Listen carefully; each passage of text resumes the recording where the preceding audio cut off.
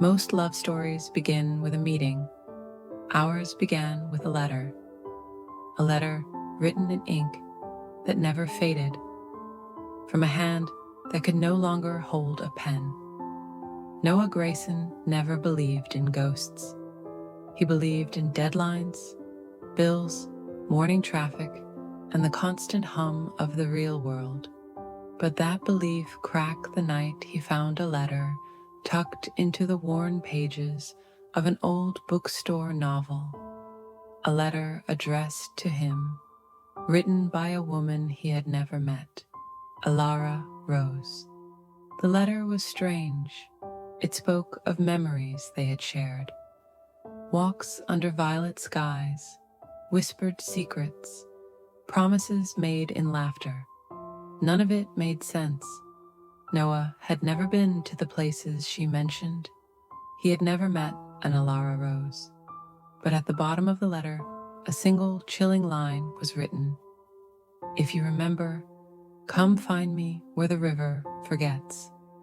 And somehow, impossibly, part of Noah, a part buried so deep he didn't know it existed, remembered. Memory is a river. Some drift on its surface, some drown in its depths. The next morning, Noah quit his job. No 2-week notice, no explanations. Just a simple message. Gone looking for something I forgot. He packed a single bag, tucked the letter inside, and set out for a town he wasn't sure existed. A place whispered between the lines of Elara's words. Hallowmere. Hallowmere wasn't on any official map. The roads twisted like forgotten dreams. The signs grew fewer, until finally the asphalt turned to gravel and the world went silent. At the end of a long, narrow path framed by weeping willows, Noah found it, a town suspended in twilight, where the air tasted of rain and old songs. And waiting for him, at the heart of the empty square, was another letter, pinned to the door of the abandoned inn, addressed again to Noah Grayson. It simply read, "You're close. Follow the bells." The first bell chimed before the sun set, low, mournful, as if the town itself was sighing. Noah followed the sound through misty streets, past broken fountains and forgotten gardens. The bell led him to an old chapel, its stone bones cracked and swallowed by ivy.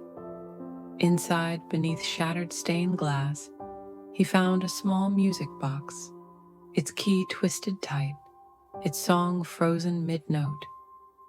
Inside the box, a silver locket, and inside the locket, a picture of a girl, eyes like autumn rain, a smile that dared the world to break it, Elara, and somehow, impossibly, a tiny fragment of Noah's heart cracked open.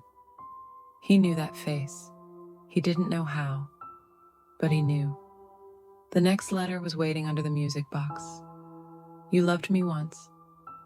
Will you love me again?" Some loves are born in light. Some are stitched together in the dark. That night, Noah dreamed of dancing in a field of wildflowers, of a kiss stolen beside a river, of Elara laughing, crying, vanishing into mist. When he woke, his hands smelled faintly of lavender, her favorite scent. The letters continued, each leading him deeper into Hallowmere's forgotten heart. A letter hidden in the roots of the oldest oak. A letter floating inside a bottle washed ashore at dawn. A letter tied to the wing of a crow perched on the chapel ruins. Each one unspooling a story he should not have known, but did. Memories bleeding into waking life, tears he couldn't explain, a love too deep to deny. But there was a darkness too. The final letters grew heavier. The ink ran like tears. the words twisted with desperation. They will not let me leave. The river holds me. The river remembers. The townsfolk, what few of them remained, watched Noah with hollow eyes. Old women muttered blessings. Children whispered warnings. Men shook their heads in pity.